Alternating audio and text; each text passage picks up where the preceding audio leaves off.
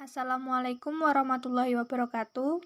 Kami dari kelompok 2 yang beranggotakan Maula Binta Mustafida, Merlin Ferawati, Meti Kumala Oktisari, Muhammad Cahyono Nugroho, Muhammad Badrul Qolis, Muhammad Alvin Hidayatullah, Muhammad Baidawi, Muhammad Canal Cudat, Muhammad Gufron Fauzi, Muhammad Imron Fahrudin, Muhammad Nurul Huda, Muhammad Ridon Maulana, Nada Khairul Jamilah, dan Nani Nur Azizah akan menjelaskan mengenai materi manajemen pembiayaan investasi dan manajemen pembiayaan konsumtif.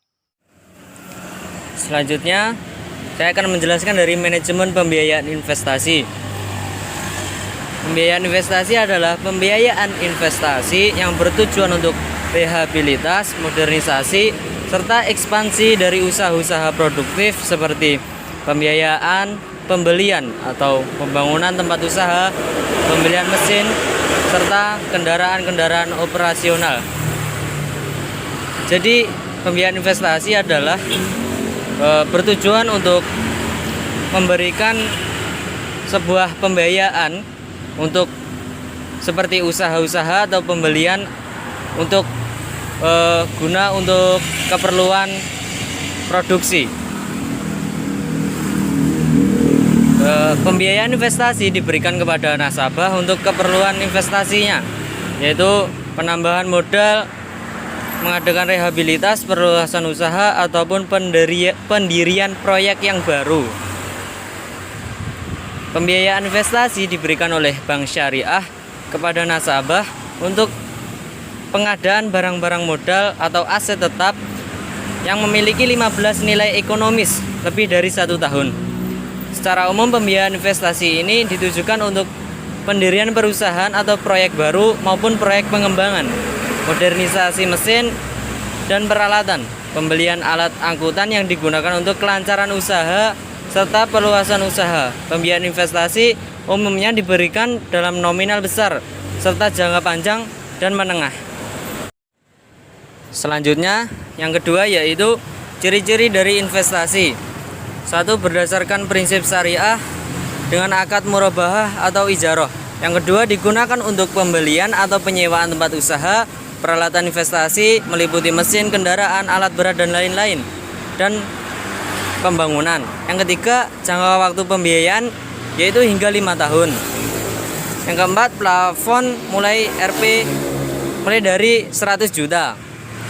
Yang kelima, untuk nasabah perorangan akan dilindungi oleh asuransi jiwa, sehingga pembiayaan akan dilunasi oleh perusahaan asuransi apabila nasabah mengalami kematian atau meninggal dunia. Selanjutnya, pembiayaan mudharabah. Mudharabah adalah akad kerjasama usaha atau perniagaan antara pihak pemilik dana yaitu sahibul mal sebagai pihak yang menyediakan modal dana sebesar 100% dengan pihak pengelola modal yakni mudharib. Akad mudharabah dibagi menjadi 2 jenis. Yang pertama, mudharabah mutlaqah. Akad ini adalah perjanjian mudharabah yang tidak mensyaratkan perjanjian tertentu atau investasi tidak terikat. Yang kedua, mudharabah muqayyadah. Akad ini mencantumkan persyaratan-persyaratan tertentu yang harus dipenuhi dan dijalankan oleh si pengelola dana yang berkaitan dengan tempat usaha, tata cara usaha, dan objek investasinya atau investasi yang terikat. Selanjutnya yaitu rukun mudharabah. Yang pertama, pemilik yang berakad, yakni pemilik modal yaitu sahibul mal dan pengelola modal yakni mudharib. Yang kedua yaitu objek yang diakadkan berupa modal, kegiatan usaha atau kerja, dan keuntungan. Yang ketiga yaitu sigot yang berisikan ijab dan qabul. Selanjutnya syarat mudharabah. Yang pertama, pihak yang berakad. Kedua belah pihak harus mempunyai kemampuan dan kemauan untuk bekerja sama mudharabah. Yang kedua, objek yang diakadkan harus dinyatakan dalam jumlah atau nominal yang jelas, jenis pekerjaan yang dibiayai, dan jangka waktu kerjasama pengelola dananya, nisbah atau porsi pembagiannya, keuntungan telah disepakati bersama dan ditentukan tata cara pembayarannya. Yang ketiga yaitu sigot Ada 4 poin. Poin yang pertama yaitu pihak yang berakad harus jelas dan disebutkan. Yang poin kedua, materi akad yang berkaitan dengan modal, kegiatan usaha atau kerja dan nisbah telah disepakati bersama saat perjanjian, yakni akad. Poin ketiga yaitu resiko usaha yang timbul dari proses kerjasama ini harus diperjelas pada saat ijab kabul, yakni bila terjadi kerugian usaha maka akan ditanggung oleh pemilik modal dan pengelola tidak mendapatkan keuntungan dari usaha yang telah dilakukan. Poin yang keempat yaitu untuk memperkecil resiko terjadinya kerugian usaha, pemilik modal dapat menyertakan persyaratan kepada pengelola dan menjalankan usahanya dan harus disepakati secara bersama. Selanjutnya, implementasi produk pembiayaan mudharabah. Bank syariah sebagai agen investasi ditinjau dari segi resiko yang bisa terjadi dari produk mudharabah muqayyah ini, maka bank syariah sebagai agen investasi dibedakan menjadi 2 jenis, yakni yang pertama Channeling Agent. Bank syariah hanya memberikan alternatif sesuai hasil evaluasi dan analisa yang dilakukan, sedangkan keputusan untuk melakukan investasi sepenuhnya berada pada pemilik dana. Jika telah terjadi kesepakatan, maka tugas bank syariah telah selesai, sehingga bank syariah akan mendapatkan arranger fee. Pemberian jasa mudharabah muqayyah ini tidak berpengaruh kepada aktiva produktif bank syariah. Bank syariah bukan sebagai penyalur dana tetapi hanya memberikan jasa perantara. Yang kedua yaitu executing agent. Bank syariah ikut menanggung resiko atas pembiayaan yang disalurkan sehingga proses pemberian dan keputusan di samping dilakukan secara bersama-sama dengan pemilik dana. Bank syariah bertindak selayaknya sebagai pemilik dana. Pembiayaan musyarakah. Istilah lain dari musyarakah adalah syarikah atau syirkah. Musyarakah adalah kerjasama antara kedua pihak atau lebih untuk suatu usaha tertentu, di mana masing-masing pihak memberikan kontribusi dana dengan keuntungan dan resiko akan ditanggung bersama sesuai kesepakatan. Sedangkan pembiayaan musyarakah atau pembiayaan syirkah adalah suatu bentuk akad kerjasama perniagaan antara beberapa pemilik modal untuk menyertakan modalnya dalam suatu usaha, di mana masing-masing pihak mempunyai hak untuk ikut serta dalam pelaksanaan manajemen usaha tersebut. Aplikasi musyarakah dalam perbankan biasanya diaplikasikan untuk pembiayaan proyek di mana nasabah dan bank sama-sama menyediakan dana untuk pembiayaan proyek tersebut. Rukun musyarakah. 1. Pihak yang berakad yaitu para mitra. 2. Objek yang diakadkan yaitu ada modal, kegiatan usaha atau kerja, dan keuntungan. Dan yang ketiga zighot atau ijab kabul. Kata lain adalah serah terima. Syarat musyarakah. 1. Pihak yang berakad yaitu para mitra yang melakukan akad musyarakah harus dalam keadaan cakap hukum dan kompeten dalam memberikan atau diberikan kekuasaan perwakilan.